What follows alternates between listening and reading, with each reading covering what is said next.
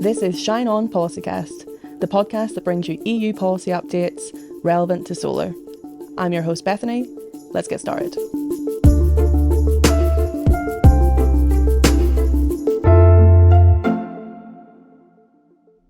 So today we have a very special episode of Policycast to wrap up season 2 and the year of 2023. We have the CEO of SolarPower Europe, Walburga Hemetsberger, joining us. Thanks for joining us, Walburga. Thanks for having you. So yes, we're coming to the end of 2023, and it's been a real year for the history books of solar. And maybe just to kick off, how do you feel looking back at this year? How do you feel now, just going into next year? Tired. Well, like everyone else, I think, at the end of the year. But super happy at the same time because the solar market is growing. Just launched the European market outlook. But also I do think that we achieved some really great milestones when it comes to laying the foundations for further solar growth in the regulatory environment. So, last year was the year of the solar strategy when we had our own European strategy, and now a lot of these things have been put into practice. We have the 42% renewables goal by 2030 plus 2.5, so technically 45%. Yeah, indeed. And I still, love the campaign that we've been running in the years before. So, we've achieved it basically. We have a solar mandate, so it is now clear that the roofs will not go unused anymore in Europe, and that there's a clear pathway of using those roofs and the mandate to do that. Permitting has progressed in the rest booster, now transmitted into also legislative rules in the red, and I could go on. So there's really some milestones that we achieved this year. And I didn't even mention the industrial strategy yet, where we had the green deal on industrial strategy in the week, which is also, I think, a great milestone. So really the year of milestones, I would say so. And I was speaking of milestones, and you mentioned it already, but we just launched our European market outlook for solar for 2023 to 2027 to be able to download on our website for free. What are your key takeaways from this report? Because as you say, we're kind of at this milestone at the moment.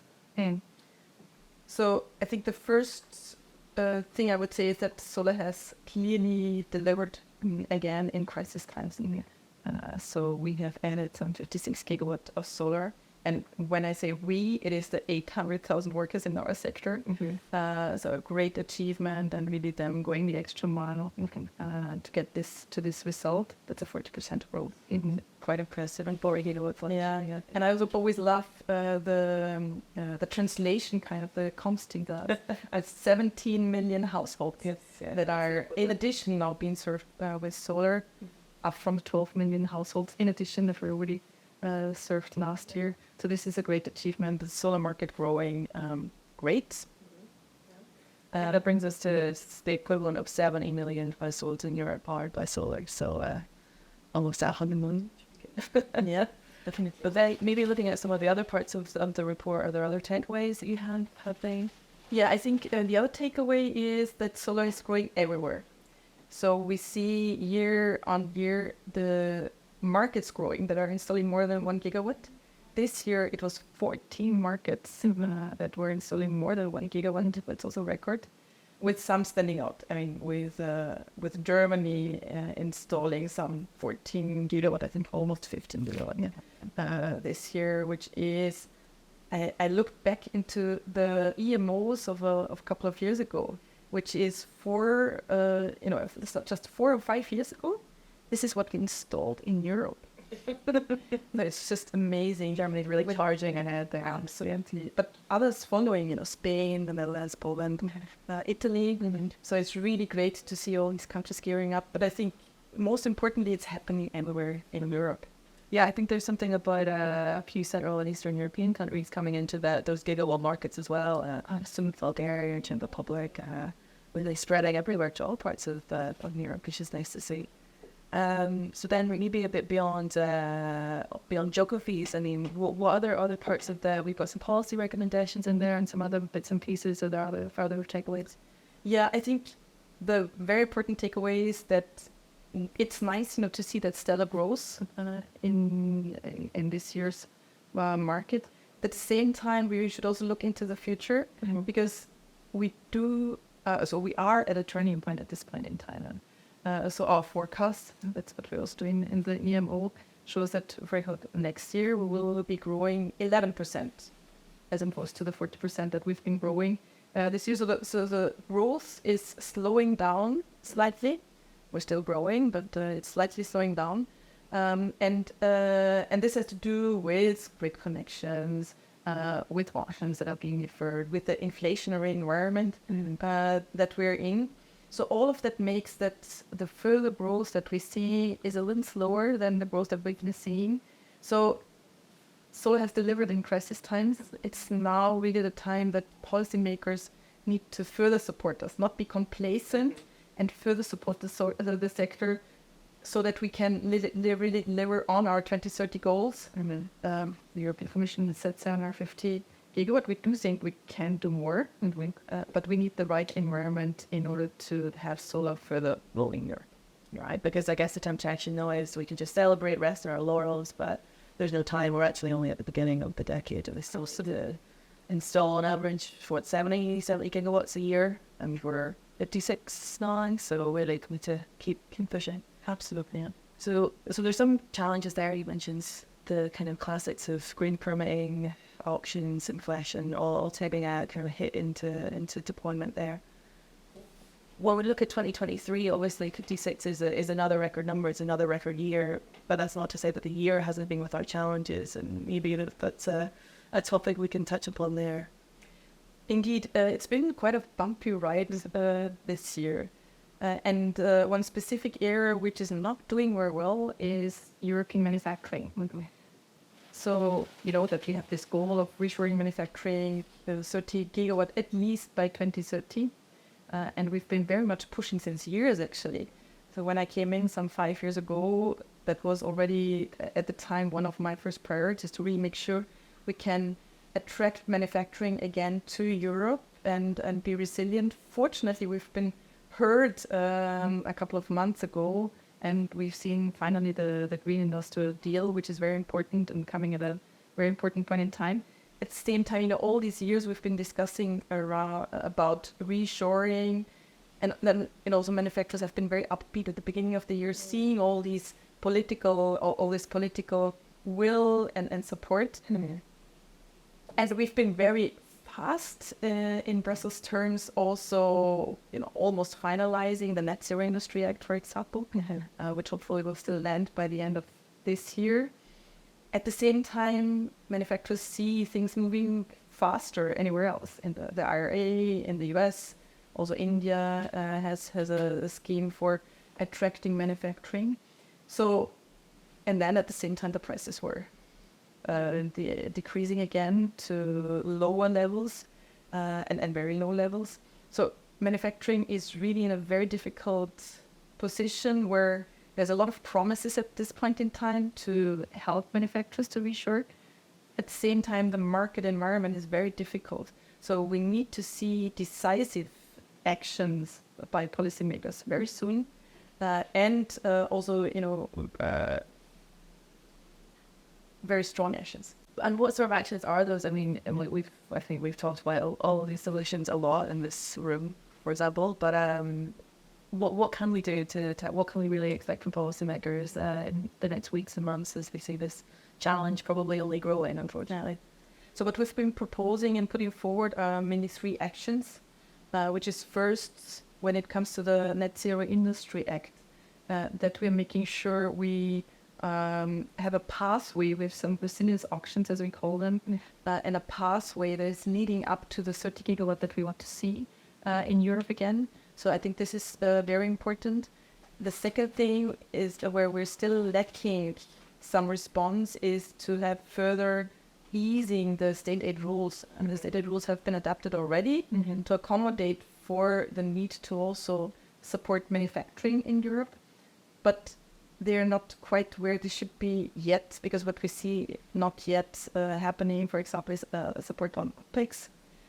So we see possibility for CAPEX support, OPEX support, but then also the rules are very complicated. So if you apply for state aid approval, it takes you a very long time, it's very complex, so it's not easy. Mm-hmm. And then the third thing is that we also need some European financing. If we're calling for a solar manufacturing bank, is similar to the hydrogen bank, where you would finance the gap between offer and demand.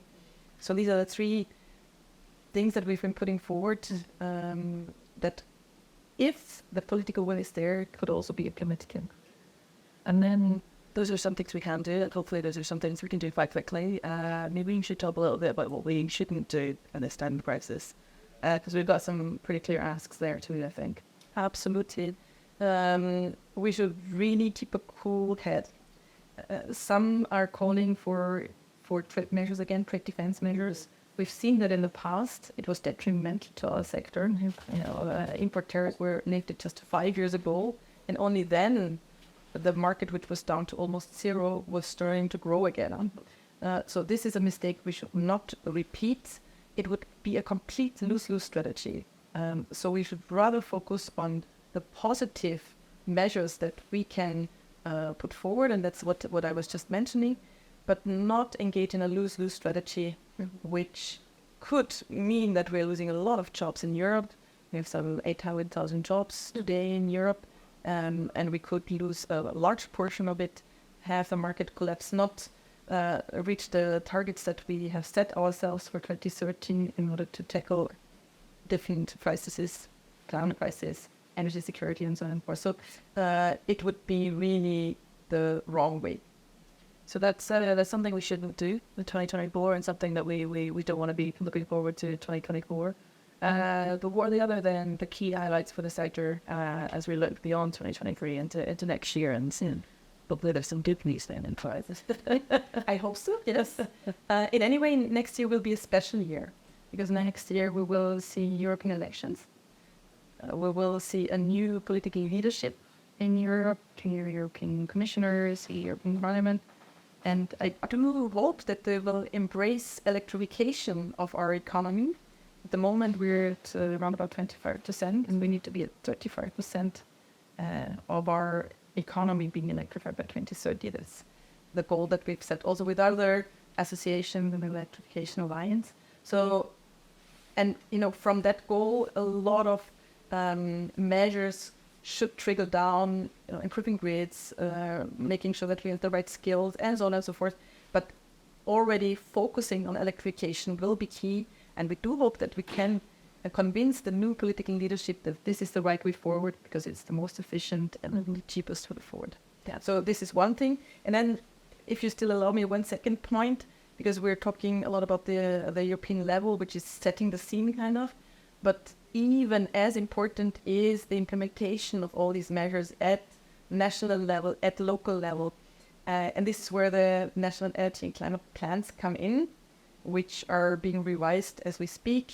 So most of the countries have already put forward something like that.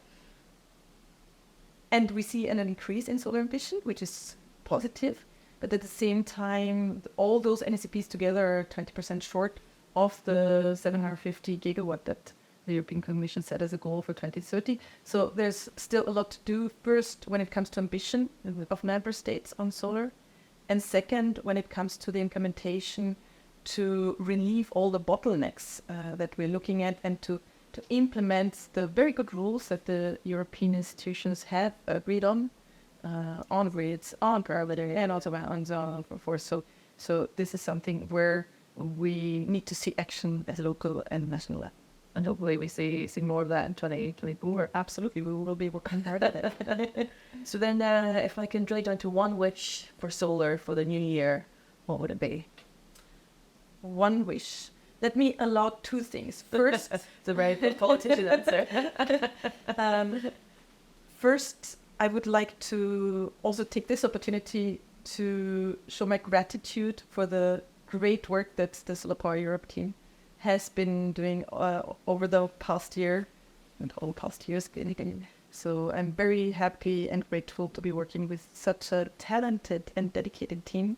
And this is what you need in order to book all the successes that we had. So I'm very, very happy to be working with the team. And if I then answer your question on the wish, I would wish for 2024 that we will remain a very strong sector, united with all the different parts that we have, because the whole sector needs to stand together, to make sure that we are working to reach the ultimate goal that we have, making solar thrive, and making sure that we are phasing out fossils. Well, exactly. That's a great Christmas wish, and it comes very nicely on the heels of COP, where we'd hope that they would aim for that wish too. But then thank you, Walburga. I think those are our insights for today for Policycast. But if our listeners would like to find you on social media, where can they find you?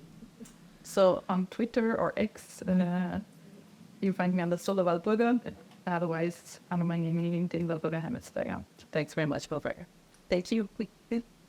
Thanks to everyone who's listened to Shine On Policycast in 2023. Come back in 2024 for more solar policy insights all around the EU elections. Happy New Year. Thanks for listening to today's episode. This podcast is brought to you by SolarPower Europe. If you don't want to miss our next episode, make sure to subscribe and turn on notifications. Shine on.